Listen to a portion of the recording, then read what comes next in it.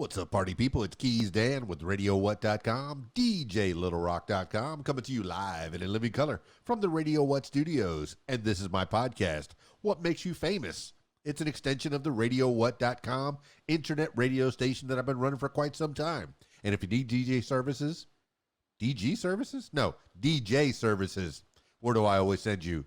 DJLittleRock.com.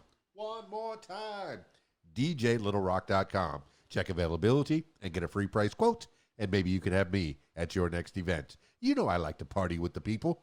The people need to be entertained. Are you not entertained? Let me entertain you. Speaking of entertainment, today on the program, I have Patrick Lawrence.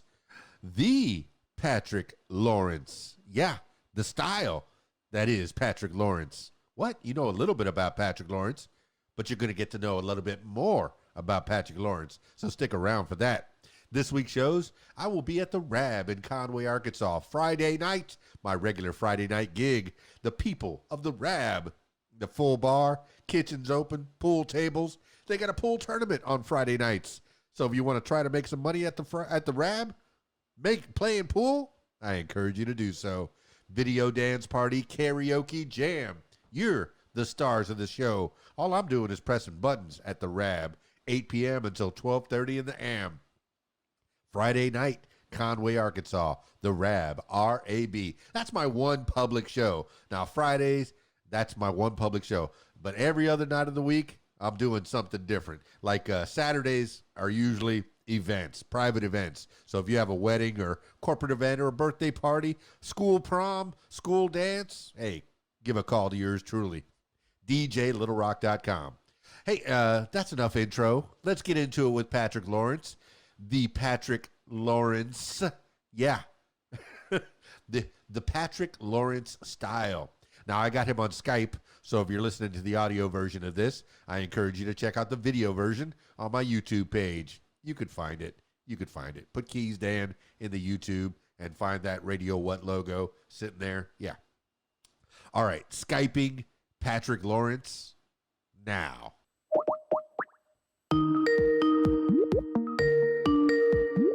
Okay, can you see it okay? Oh, perfection. I have the Patrick Lawrence style sitting here right in front of me. Very exciting. You know, I kind of feel like I know you. You know those times when you meet up with your fans and they go, "Hey, it's Patrick Lawrence." And you're like, "Do I know you?" You wonder, because I see you on my social media. I see you on my Facebook feed and on my YouTube feed for that matter. And I see you playing music, and I get to know you that way. It's like watching somebody on the movies, somebody on stage, somebody on television. You start to think, do I know that person? And then they'll treat you when they meet you for the first time like they've known you for a long time. Have you ever had that happen before, Patrick Lawrence? I think I have. I mean, when somebody's coming up asking for an autograph or wanting to talk to you about how your music touched them, and I guess I'm getting ahead of myself. I need you to let the people know, who is a Patrick Lawrence and what is the Patrick Lawrence style? Well, I'm from West Virginia, born and raised. I play bluegrass and outlaw country. I try to be unique. The Patrick Lawrence style is my unique fashion. I try to write my songs to where they can be played country music. I write them in a way to where they can be played bluegrass. So you can just kind of, if you wanted to combine them, making them sound like country, make them sound like bluegrass. If you want to switch them up a little bit, if you wanted to have two albums, one bluegrass, one country, you could do that. You could have just two. If I wanted to, I could have two different albums with the same songs, just play two different ways, and they'd work. I think Shania did that probably back in the 90s, where she had like a red album and a blue album. One was the country version and one was the pop version, and they were the same exact songs, but pretty much all you added was a little steel guitar, and that was what made it country. I mean, what is it to you that changes the feel from a country song to a pop song? Well, for me, if I don't know how in the world I could turn my songs into pop music, but they could definitely be transformed into bluegrass or country. Just that take out the drums, put a banjo in there, and take out the electric guitar and put a acoustic guitar or a mandolin. It's just the yeah. Well, Patrick, I'm a city boy. I'm born and raised in Miami, South Florida, the Florida Keys, raised in the big city. But I did have my share of weddings where they did ask for some bluegrass music. Now I find myself here in Arkansas, central Arkansas, which is not that different from West by God, Virginia, which is the way I've always heard it. Because we're not Virginia, we're West by God, Virginia. That's the way I've always heard it growing up, and I still hear it from time to time. But here in Arkansas, whenever I'm doing a wedding and they don't pick out what kind of music they want for the cocktails, I'll throw on some bluegrass. Something that bluegrass. I liken it to what reggae is to the island people. Bluegrass is to the country folk. You could take almost any song that you hear on the radio, any pop song, any rock song, and make it into a bluegrass song. Have you ever delved into that? I have not, but I've seen several people. Who have. But yeah, at work, just got to change up the melody a little bit, make it fast, and it'll come together. I mean, most recently, I played some Hayseed Dixie, and they do a lot of AC/DC and rock and roll songs in bluegrass form. But I did peruse your Facebook and your YouTube page, and let me tell you, you got a fast style. How long did it take to play a guitar that fast and sing along? And you can tell me, all right, my brother, all right, and I know this about you. My brother was legally blind.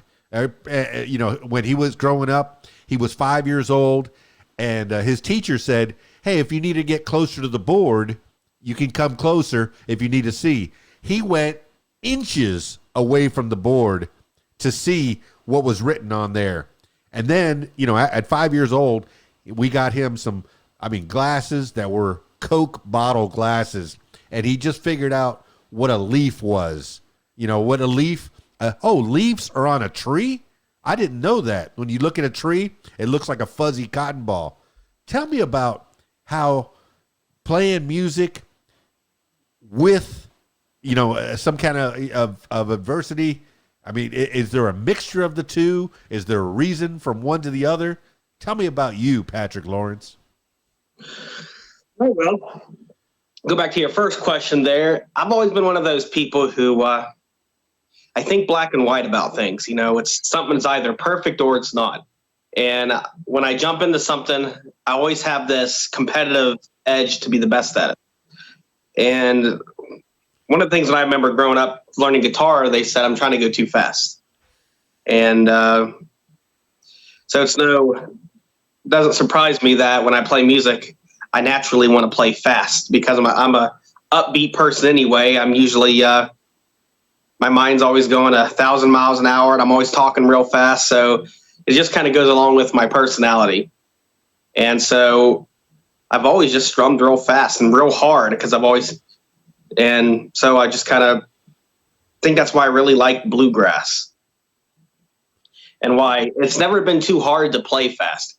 Now and it's always kind of came natural to me to be able to sing and play guitar, because even before I could play guitar, I was singing. So that was the whole point. I wanted to learn how to play guitar originally to make myself a better singer. And it did help once you learn to play an instrument and you sing along with the chords, and you can tell if you're in tune with it. It does make you a better singer. And so originally that's kind of what I wanted to do. I wanted to play guitar to make myself a better singer. Well, Patrick Lawrence, how young were you when you figured out that you could sing? And were you just singing for your family and annoying them to no end? Or were you? Did they find that you had an aptitude for singing way back then? Well, when I was 15 years old, I was listening to some just CDs that I had, country music, and I was just singing along with it. Somebody came up to me and said, wow, you sounded almost, at that point I could I sung like modern country, so I could lower my voice and get that twang. And people said I sound just like the people I was listening to. Like who? Like who, for example? I used to be able to sound just like Joe Nichols. Ooh, Yeah. Arkansas's own Joe Nichols. Yeah. And then I started, over time, I just started singing higher. And then I tell you, because people would hear I got a naturally high voice anyway. So when I sung deep, people are like, how can he change his voice like that? Now I can't do it anymore. It's just it's almost impossible for me to really go that deep. Why? Because is it something that was physically from training yourself to go high? Why would you not be able to have that range anymore? What's happening? well, I guess my thought is since I was still growing, I started singing the higher octaves, when the going higher on the guitar. And I guess as over time as I was growing, I just kind of stopped. And now it's pretty much I can sing bluegrass. The way you hear my voice is the way I can sing. I mean, I can put some grunt to my voice. Like, I don't know if you heard my song Trucker Man Blues. I put some grunt in my voice there to make it more Southern rockish. However, it's pretty much between that and how I sing. Because if you hear me sing, it pretty much sounds the way I talk. And it's easier when you sing the way you talk, because when you're constantly changing your voice, it's so much easier to mess up, because you don't want people to hear your real voice. You want people to hear how you can change your voice. So if you sing a song that is not that's a little bit harder and you're trying to change your voice, then it makes it that much harder to sing it. But if you sing in your regular voice, like I sing in my voice now, it just makes it more enjoyable, and I don't have to try so hard. So I guess over time, as I just got older, I started singing higher, and that just kind of became my normal singing voice. Well, I guess as a novelty for your friends and your family to try to sing like somebody else, like Joe Nichols, or maybe even Jamie Johnson, or somebody deep like that, that would be kind of a novelty. But what you want is to find your own voice, and it sounds like from 15 to now, I don't even know how old of a man you are. From 15 to now, you found your voice. You found the Patrick Lawrence style, for that matter. How old are you now? I'm 29. 29. So from 15, you've been, okay, when did you start? Well, you started singing previous to that. You always knew that you were wanting to sing, but when did you pick up that guitar, and are you formally trained?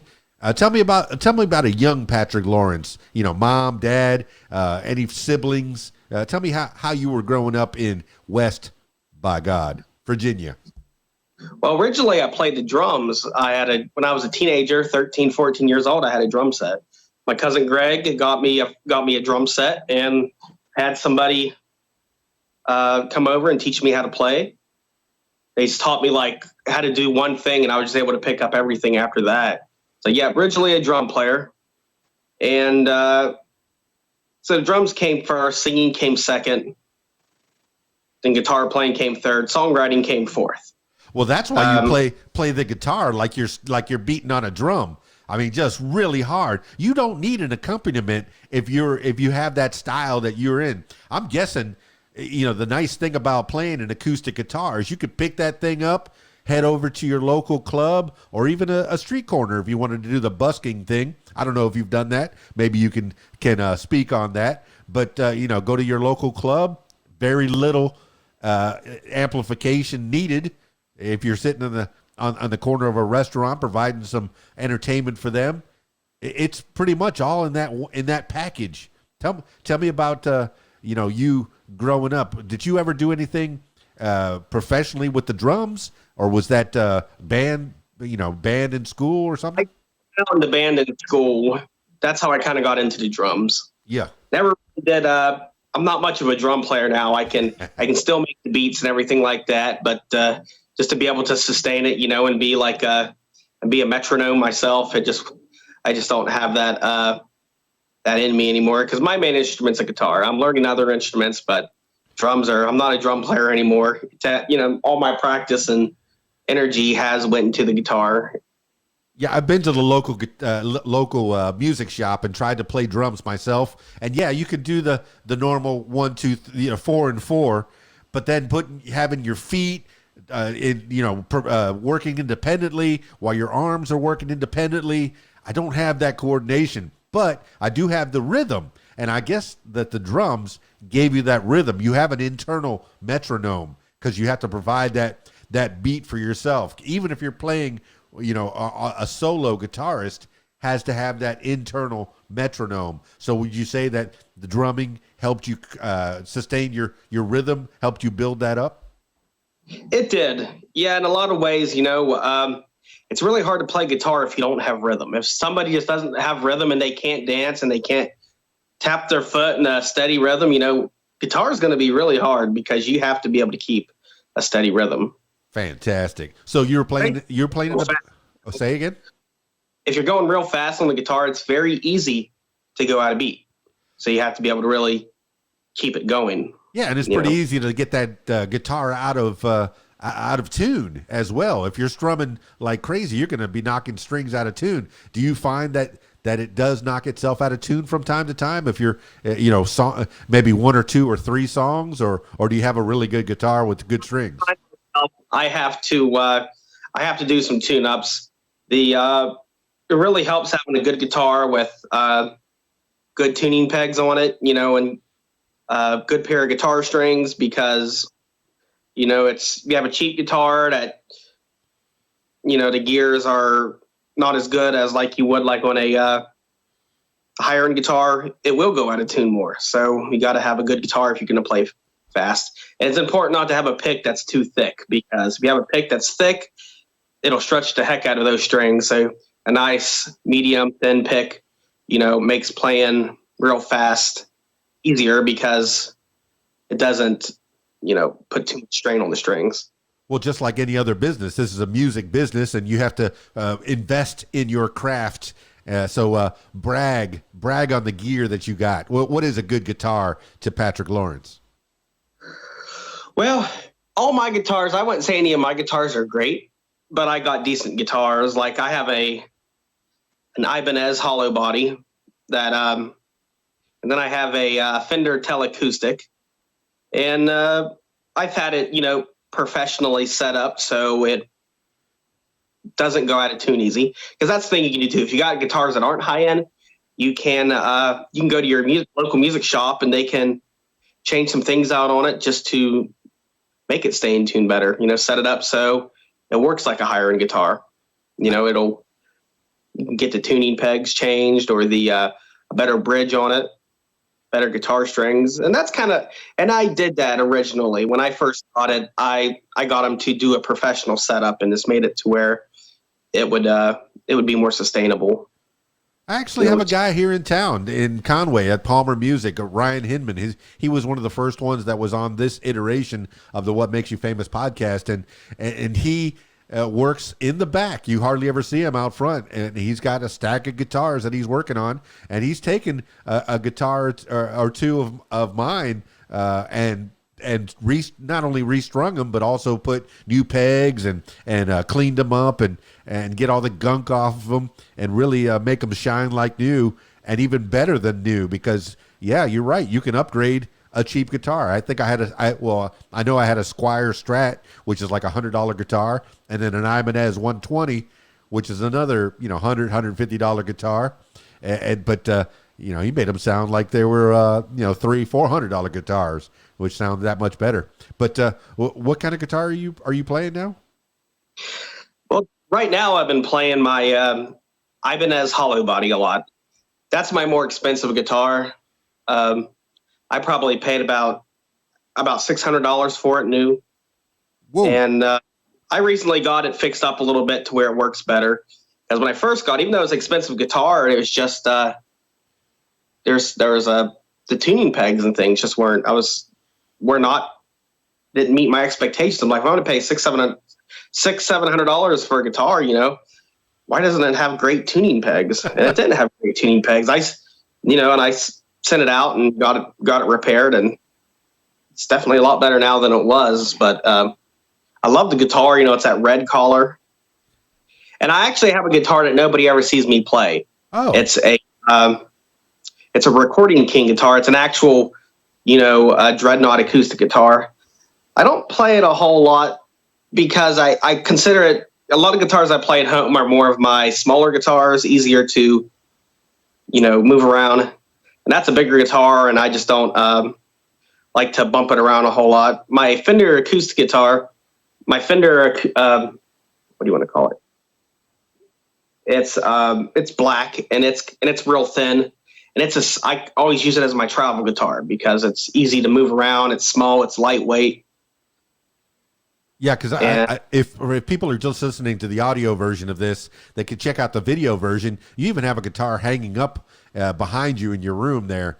But I'm looking at the video of you with your Storm song, and yeah, that guitar is a pretty big red guitar. It's striking. It's something that you would take on stage, and it could become your signature guitar. I know a lot of artists, when they become on a different level, you're on maybe this level, and they go to another level, people start to ask them, hey, would you consider making a signature guitar, something that you would want to support and identify with? Well, you have that Ibanez, and like you said, you had to upgrade it a bit, so maybe your signature guitar would be that Ibanez if they want to sponsor you. And I'm putting that out to the universe. Ibanez, sponsor Patrick Lawrence. He needs some new guitars, some new gear, and throw him a couple bucks. Why don't you? Okay. Anyway, so if Patrick Lawrence was sponsored by Ibanez, you would take that hollow body maybe, add the good pegs, put the better strings, maybe tune it a certain way, and that could be your signature guitar. Is that something you aspire to? Yeah, that's my favorite guitar. Hollow body in particular is my favorite guitar. I love the sound. I wouldn't, if you have a bluegrass band, you wouldn't want to play a hollow body as your acoustic guitar because it really doesn't sound good mic'd. It sounds good electric, but if I'm like, my overall goal was I don't want my music to be strictly bluegrass or strictly country. I kind of want to intertwine the two, like Dwight Yoakam did. Dwight Yoakam is my when I was a kid, I always tried to imitate him because I loved Dwight Yoakam. That's kind of, imitating him is kind of how I got my style a little bit. And I always kind of wanted to do what he did, was mix a bunch of styles together in one album. You could have that Bakersfield sound, and have a little bluegrass in there, or polka, because he had that The Streets of Bakersfield, which literally sounded like a polka song, but it was a country song, and it was like nobody else has done that before. Or you can have Hold On to God, which is a bluegrass song. Or you can have Honky Tonk Man or Guitars and Cadillacs, which had that honky tonk Bakersfield sound. There's, as long as you're the one singing it, and it's all and it's mixed and mastered by the same person, everything's kind of at the same volumes. It can all go on one album. Well, now I'm catching your style, Patrick Lawrence. I'm catching your flavor. If you're going to emulate somebody, emulate Dwight Yoakam. There's a guy that does not limit himself to one style of music. In fact, he'll take and cover a rock and roll song in bluegrass or hillbilly style and give it that flavor. And that's what you could do with your Patrick Lawrence style is, that's a great song. Let me give it the Patrick Lawrence style. That'll be your branding. You kind of like take that hot iron that says Patrick Lawrence style on it and just put the sizzle on it, and you start playing it the way you play it. I enjoyed the videos of you playing your Bluegrass Gospel even.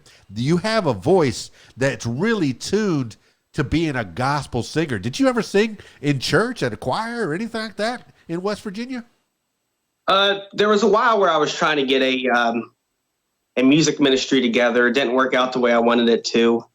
I have sang in church a few times, but I was never really in a lot of choirs. I have a high voice, so Bluegrass Gospel, just kind of always came natural to me. Like if you ever listen to Doyle Lawson or Quicksilver, Doyle Lawson always has higher singers, people with higher voices singing, because it just sounds better with gospel. And it's easier to harmonize with too, because you got people who don't have to sing as high pitch. They can sing a little bit lower and it sounds nice. And you can go higher up on the guitar, which makes it fun to play the banjo with. The novelty of having a higher voice for a male singer is, because I think, well, of course, the best tenors were men. Sorry, ladies. They have more lung capacity. They can push it out a little bit further. There are some great lady tenor singers. I'm not going to say there aren't, but even the three tenors were those guys that had those big lung capacities and can make them really sing out. But what would you say your voice is, your octave is?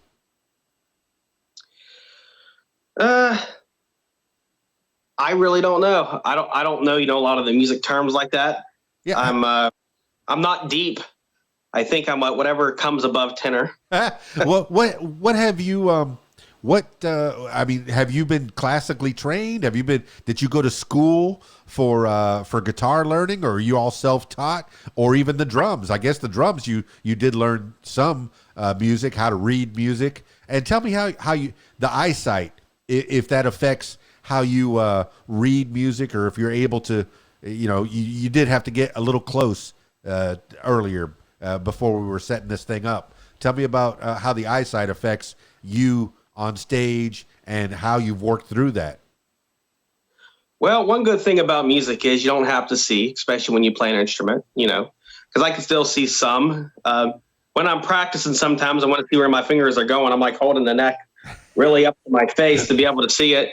So because when you practice, you get that muscle memory built up, so you don't have to look.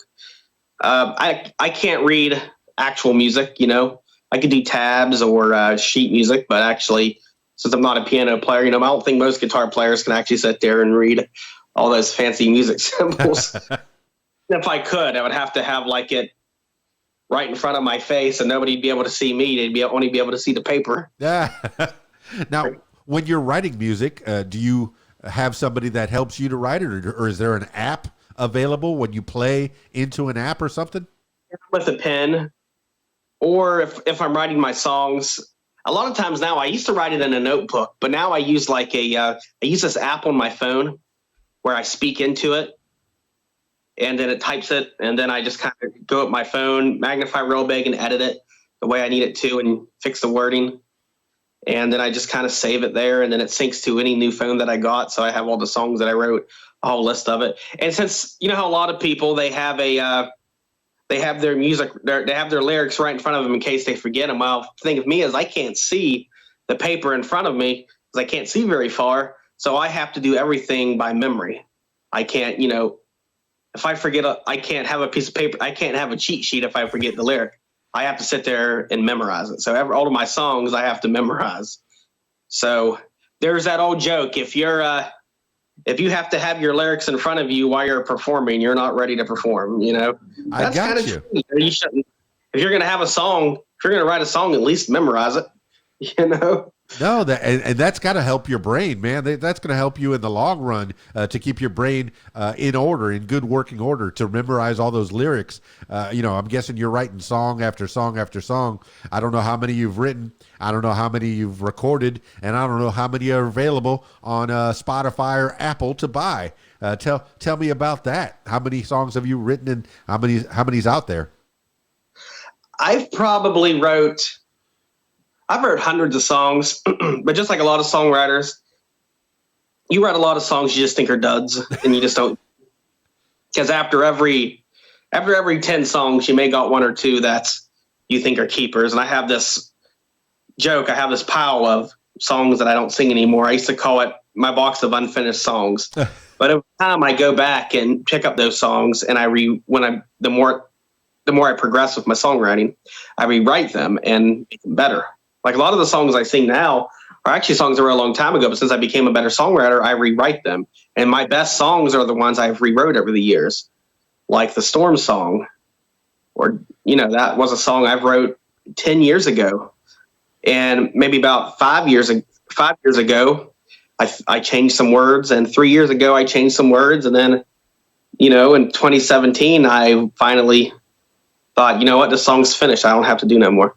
Well, Leonard Cohen, when he was writing Hallelujah, I think he once said in an interview there were 52 verses to that song because over the years he kept writing and writing and writing and changing. What changed in that 5 years or 10 years from when you started writing the Storm song? I mean, what was refined? What was it? Just different experiences, stuff that you grew and you said, oh, that doesn't sound so good. What was it that didn't sound so good, and what did you replace it with?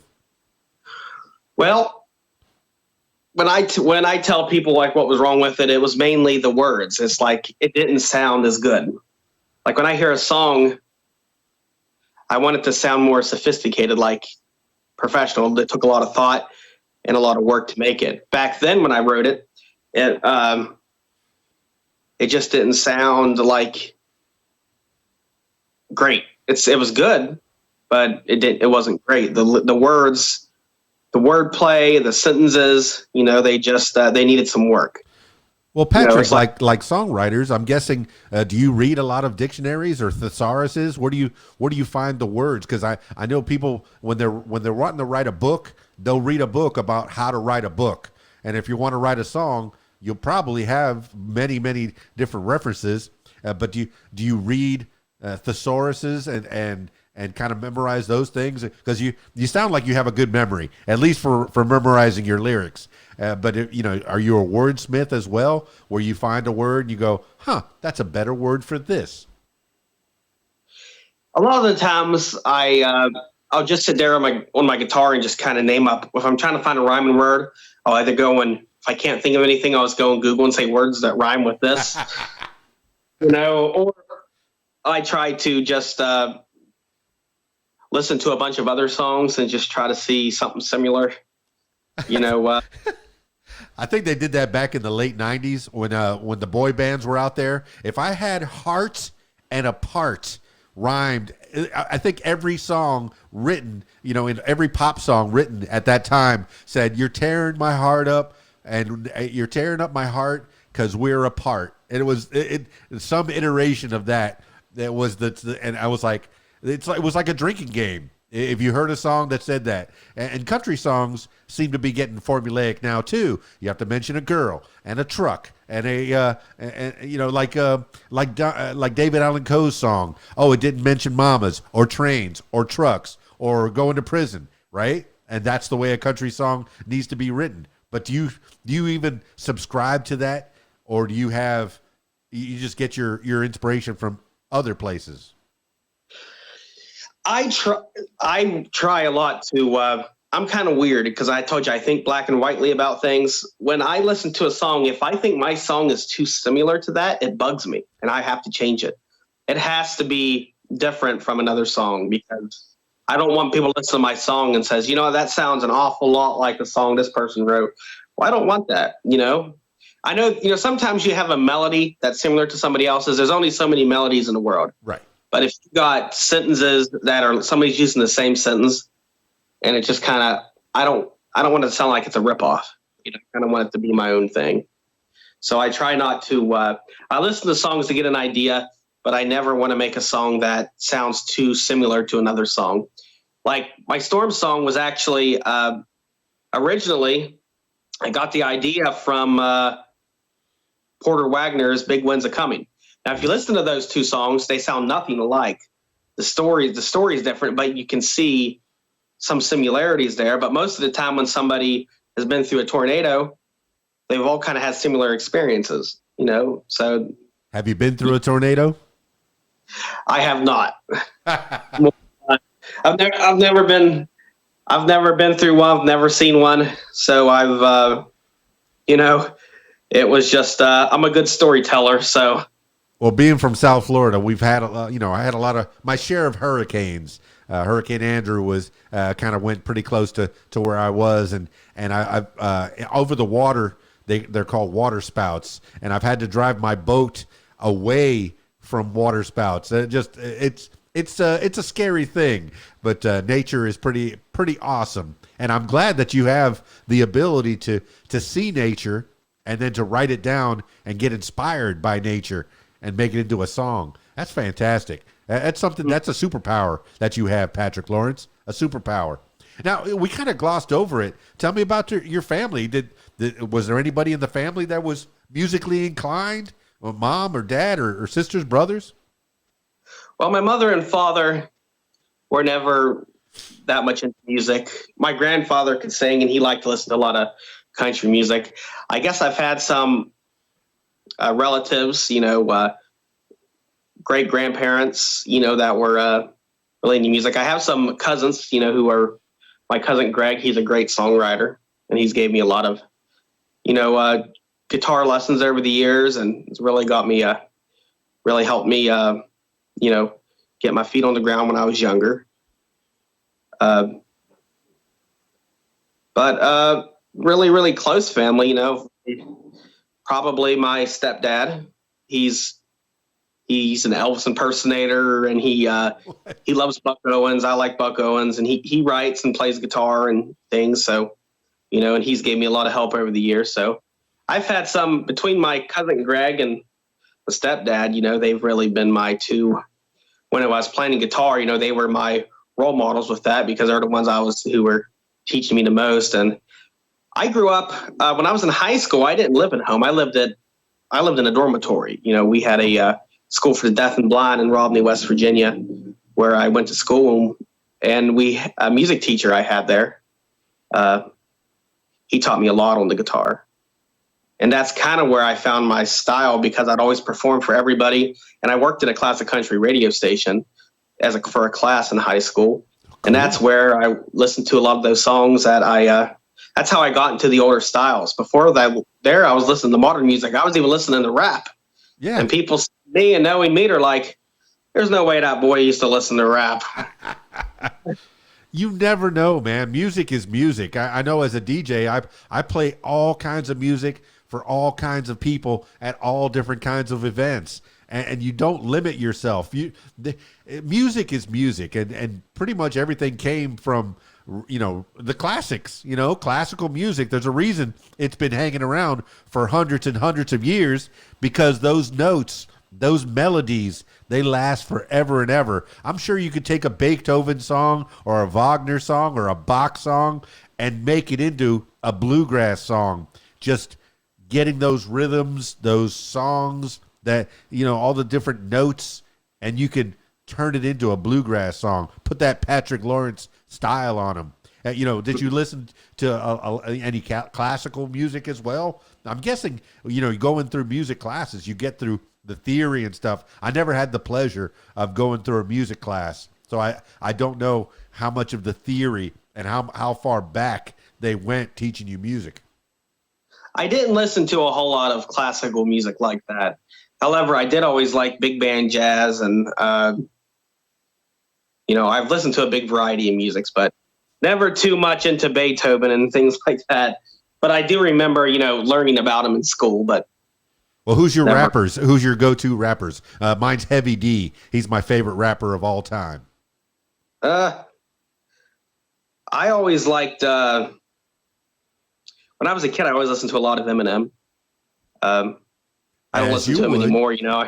I now make fun of rap music. A lot of people don't know this too, but I write a lot of, I call them dumb rap songs. Yeah. Just for fun, cause I like to, I may come out with one time. It's hilarious. It's just, it's like me as a white boy with my accent, and rapping, to, making fun of rap music. Like, I got a girl and a hoe and a home dog. I got my hoe in the garden and my dog in the backyard. It's like hearing my voice. That's one of the ones I've been working on. It's funny. But since I don't listen to it, I always try to make fun of it. I don't, people are allowed to listen to it, but it's like, now it's like the way I used to be as a kid compared to how I am now. I look back and I just laugh, because it's like, how could little old country me walk around with my hat to the side and have my pants sagging? It's like, well, it's like this boy. Yeah, that's a whole nother story, is that the pants on the ground. No, I can't handle that style. No, I get it. But what you just said, the lyrics that you just laid out, I could fully see that as a bluegrass song. You could be the Ray Stevens of bluegrass, where you'll make these novelty songs. And who knows, man? Maybe that'll be your itsy bitsy teeny weeny yellow, or Mississippi Squirrel, or whatever song. That could be the breakout song. Is you making a novelty of rap, because The limits. There are no limits on music anymore. The genres are all mixing together. The country with the rap. I mean, the greatest country song of all time right now is the one by Lil Nas X. The Old Town Road. Come on, that's the country song that everybody wants to hear. Yeah, growing up, we'd always call it crap music, country rap crap. I could see that. I could see that, man. That just makes a whole lot of sense. But yeah, don't limit yourself. And I see you trying to make fun of yourself for listening to rap. No, don't. I listen to rap. I try to listen to the rap before 1990 because since 1990 it's been getting crazier and crazier and crazier. My goodness, you got to put that label for the kids, explicit lyrics. You got to make it bigger and bigger every year because sometimes all it is just foul. I'm like, you got to be smarter than that. Even Tupac and Biggie, they were storytellers. Yeah, they cursed a little bit, but they were storytellers, but previous to that, it used to be, I'm the best from the east to the west. I got the biggest mouth from the north to the south. And then it just progressively got worse from there, but yeah, don't limit yourself, man. Keep listening to your rap music. One good thing about outlaw country music too, is it doesn't have no limits. When you sing outlaw country, it just, that could be anything from blues to Southern rock to, bluegrass to even Western swing. It's like, that's what makes outlaw country great, because it doesn't follow that Nashville style.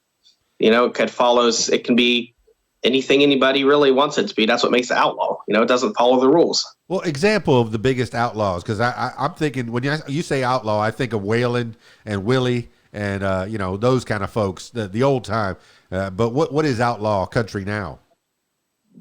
Dwight Yoakam was outlaw. Buck Owens was outlaw. Buck Owens, he was one of the original outlaws because he was in California singing. He wasn't in Nashville. He didn't originally play at the Grand Ole Opry, Dwight Yoakam either, And now I don't know who would be considered outlaw country now. But I know outlaw country is making a comeback because people are getting sick of the same old, hearing the songs that country music's all starting to sound the same. It's becoming electronic. It's not country music anymore. It's becoming more, I don't know what you want to call it. Like you were saying, you got like Lil Nas and they're calling him a country singer. I was like, What the heck is going on here? Yeah, but it's like rockabilly. I think I mean, I do like that portion of the genre, the rockabilly, where it kind of, the new country is the rock and roll of the 50s. If you would have turned on a radio in the 1950s, you would have heard the country of today. That's the pop, wouldn't you think? Yeah. Yeah. I mean, it's very formulaic. It sounds like a record producer got his hand in there and said, oh yeah, you got to mention a girl in a country song, in a truck with a beer. And, it's a formula. And I've seen YouTube videos where they'll take 20 different country songs, mix them all together, and you'd think it was just one song, the way it was mixed. Mm-hmm. Yeah. But I'm glad that you don't limit yourself. You get your inspiration, be it black and white or whatever. You get your inspiration. Now, do you collaborate with other people? I know you said Greg gives you a lot of ideas, but I noticed there's other people in your house there. I saw somebody back there in a cool gaming chair. I'm kind of a gamer myself. I play a lot of Fortnite, but I saw somebody in the background there with a gaming chair. Now, when you write a song, do you run it by your family or whoever it is that's there in the house with you? Yeah, my fiance Sarah. When the problem living with a guitar player is you have to hear him play guitar all the time. So she's always hearing me sing, and I'm pretty sure she gets sick of my song before I'm even done with it. Because when you're writing a song, you're doing the same, you're just repeating it over and over again, singing it different ways, probably sound like a dying cow because you're just trying to practice and get your voice right. So, it sounds like what you want it to. And so she'll just be sitting there playing a video game, and I'm sitting there with my guitar in the same room, just saying the same thing, playing the same thing. And And sometimes she'll just look up at me with this look. And in her mind, she's probably like, "Are you done yet?" you know, are Well, you? I'm sure Sarah's going to keep you grounded. It's nice to have somebody at home. You know, as much as I go out on the town and they tell me, "Oh, you're the greatest. My goodness, I love that song. I love the way you played. Oh, you're the best, Patrick Lawrence. You're the best." And then you come home, take out the trash, wash the dishes. They kind of ground you when you come home. Now tell me about the touring that you've done, or have you all the playing that you've done. What are you open to, Patrick Lawrence? Do you want to play out at clubs? Do you aspire to play all over the world, or do you want to be a studio musician and make records? What is it that you want to be? I want to really. I want to do my music for a living. I want to tour around the world. Hopefully, I'm kind of starting out right now. Being visually impaired and being in the music industry, and this day of age, it has its challenges. Unless you really have a full band that is loyal to you, it's kind of hard to really get around. Right now, since I'm kind of new at all this, I'm building my social media presence. TikTok, YouTube has been a little bit hard, but my Instagram has been building very quickly. TikTok has been building very quickly. My Facebook's really taken off, and hopefully eventually my YouTube, once I get the right videos and stuff on there and edit my videos better, that'll take off. And hopefully, once I start getting more known and people want to join me, eventually I'll be able to take the Patrick Lawrence style around the world and just not on social media, because it's kind of people saying, "Aren't you signed to a record company?" Yeah, I am. Then why aren't you performing? I'm like, because I don't got a band. And you go to somebody and says, "Yeah, I'm in a record company, just me and my guitar," or probably people will be like, "That's weird. He's signed to a record company, but it's just him and his guitar." They'll start to doubt things. They're not taking it so seriously, because one thing I think could happen is, like I said, I've always been one of those people I tried to run before I can walk. That's kind of what got me really into bluegrass, because I was always so quick.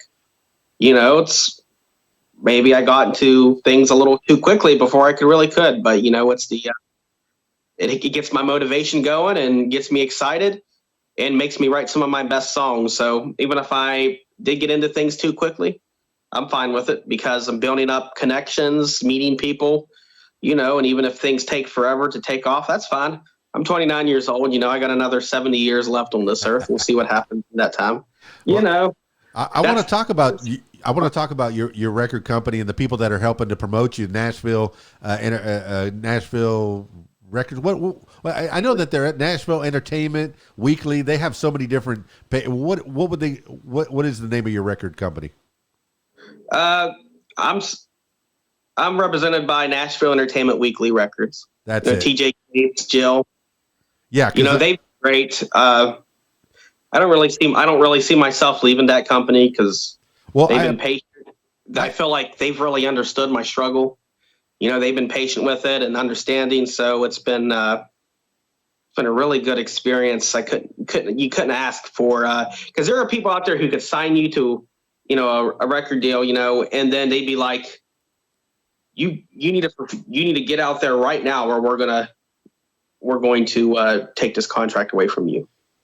There's ones that could really be strict if you like that, but I feel like they've really been over backwards, to help me out and be understanding. And I couldn't be more grateful, Let me tell you, over the last couple of years, I've known Jill Santabanez and TJ Cates over at Nashville Entertainment Weekly, and they have really been very fine, upstanding people. You know what's funny is yesterday I had a podcast with John Heinrich, and you know who John Heinrich is? He's the steel guitar player for Ronnie Millsap, talking about visually impaired. Now today, I was supposed to have somebody else from the Nashville Entertainment Weekly, and thankfully, you came in at the last minute. Thank you so much, Patrick Lawrence style. But it turns out it's becoming a theme this week.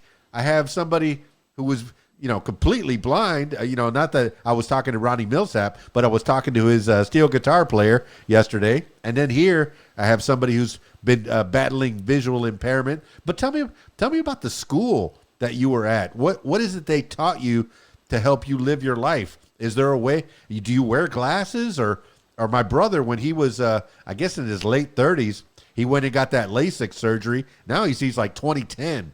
Is that a possibility for you? It is not. Unfortunately, you can tell by my white hair, and you can probably tell by my Instagram that I have albinism. Okay. Yeah.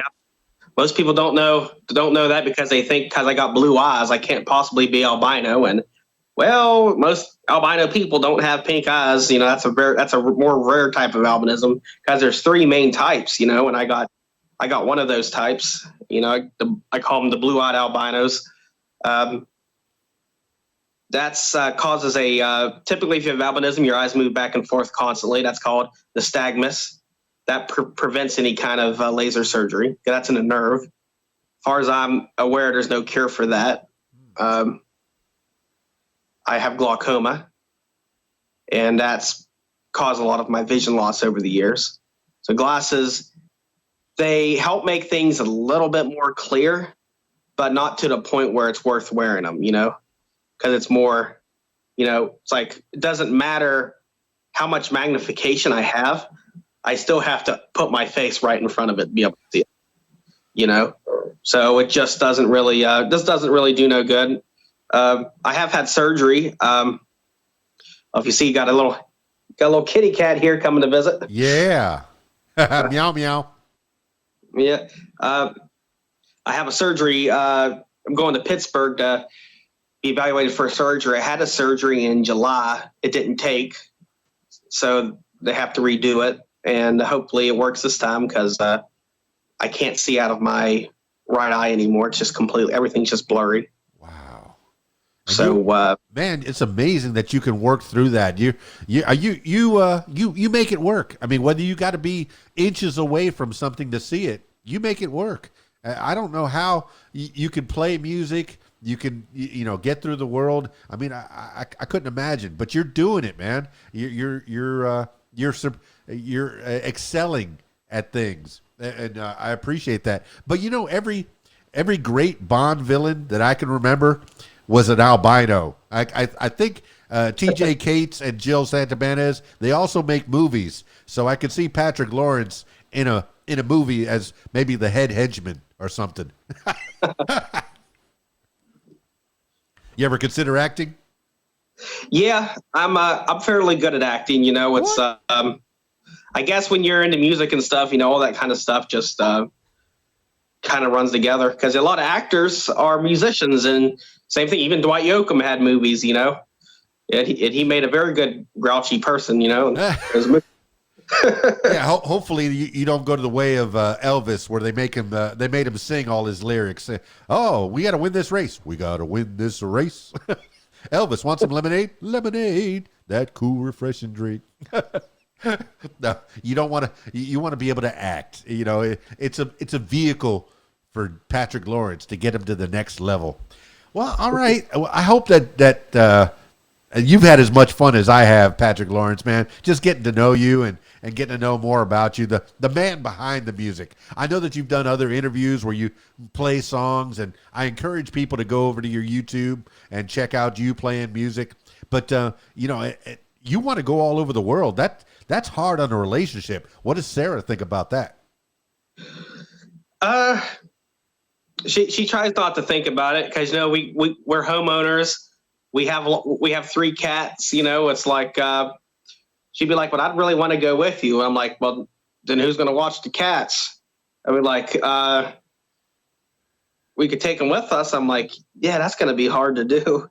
So it's like we love our cats like our children, So we wouldn't get rid of them for anything, even for that, because I couldn't stomach that. And so it's like she pretty much have to be here. And hopefully someday I'll get that opportunity. If my music really takes off and I start to get popular and people start to like my music a little. People start to hear my music and like it. They realize that I'm unique and different.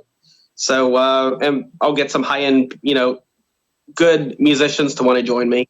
Because that's one thing about being a part of the music industry, is you just can't take any musician. You got to have people, you got to have quality people who can play very well, because, a bad musician can break a band. It's like, you can't have a bad banjo player.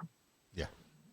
Because banjo is a very hard instrument to play, and it has a specific sound, and if one little wrong move with a finger can just throw everybody off, because it has to keep that steady rhythm. You can tell when somebody messes up on the banjo, or even guitar. Like, I play fast guitar, so you got to have people who can really keep up.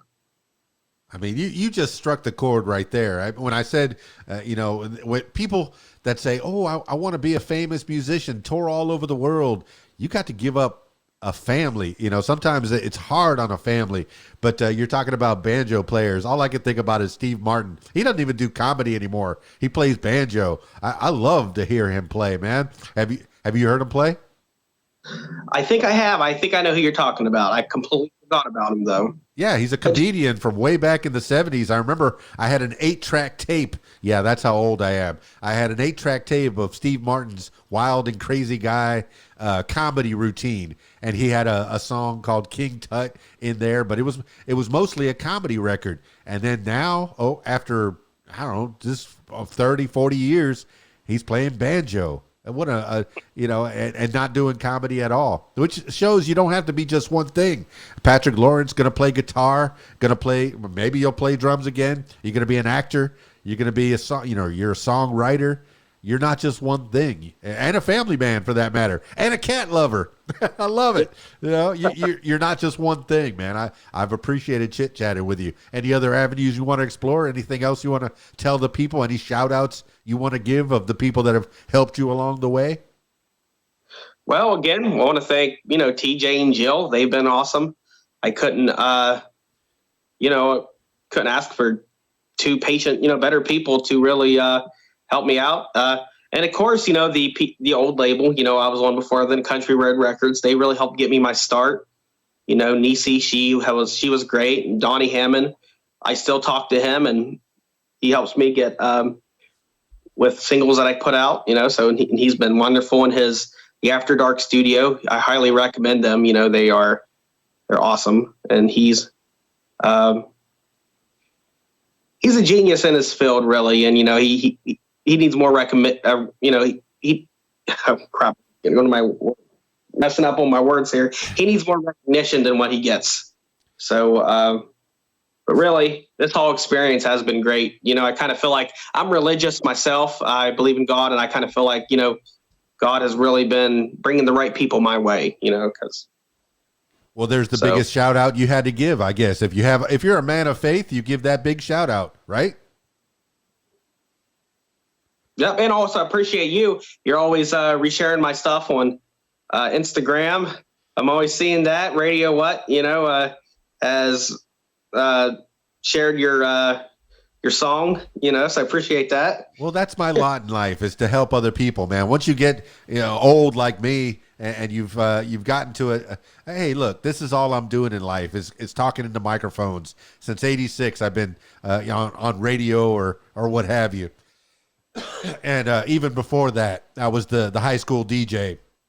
But it's always promoting other people, talking to other people. Mostly when you're on the radio, and you've been on the radio, you'll have musicians to come in, and they'll do a 15-minute interview, and they'll talk about the show that they're doing that night. And usually that's all you get is that little 15-minute thing. But I get to talk to you for an hour, and I appreciate that so much. My voice is giving out. I think it's time to go. I usually finish these things off with last words for the people. Patrick Lawrence, it could be words to live by, something you heard a long time ago, a mantra, or just whatever pops into your head at this moment in time. Patrick Lawrence, give the last words for the people. Yep, help me bring back the old style of music. That's what I'm trying to do. I know there's a lot of other people trying to do that. I think that's what we need to do. We need to turn music backwards, turn the time backwards on music. Well, there you have it, party people. Patrick Lawrence. Man, my voice came out towards the end of that. Sorry about that. Woo! I think it's that winter time, the time of the season, or the season is now. Man, I couldn't imagine that, being a singer and having a cold. Oh my goodness! You hear about that. Sometimes you got concerts, and due to being under the weather, we're gonna have to cancel the show. What a heartbreak! What a heartbreak! But Patrick Lawrence, what a heartbreaker! That man, he's good. I tell you, he's good. Check out his bluegrass music, his country music, his combination of the two. I could see him singing whatever song that's out there, twisting it around, changing it a little bit, putting a little Patrick Lawrence style on there. And that's the brand he is, Patrick Lawrence style, the Patrick Lawrence style. Look him up on YouTube, look him up on Facebook, and find him, follow him around, slide into his DMs if you need a show or you need some tracks laid down. Watch his style. The man is good. He is so good. I appreciate it. I'm a fan. And I appreciate him telling a little bit of his story and how he came from West Virginia, and how he came to be the man he is today. And I wish him, his fiance, and all those kitty cats all the best as they travel around the world. I can see that. I can see him with all these cases full of cats, guitar cases and cat cases, just walking through the airports all over the world. I can see it. It's going to happen. I'm putting it out in the universe. And Ibanez, go ahead and sponsor him, because he's playing your instruments. And I think it'd be cool if you designed an instrument, a guitar, just for him, with the specifications, the Patrick Lawrence style specifications. Yeah. I appreciate you for coming on the show. And I appreciate Jill Santabanez of Nashville Entertainment Weekly for setting this up last minute. I appreciate that so much. It was nice talking to Patrick Lawrence. And TJ Cates, next movie, you put Patrick Lawrence in. He'll be your albino henchman, the Bond villain, so to speak. I can see it. And I want to see it on the big screen. Yeah. All right. That's it for this edition of What Makes You Famous. Thank you so much, Patrick Lawrence, for being on the show. Now, if you, yes, I'm turning my attention to you, would like to tell your story, I encourage you to give me a call, 501-470-6386, or email info@radiowhat.com. That's it for me. It's Keys Dan, radiowhat.com, djlittlerock.com. Peace. I'm out of here.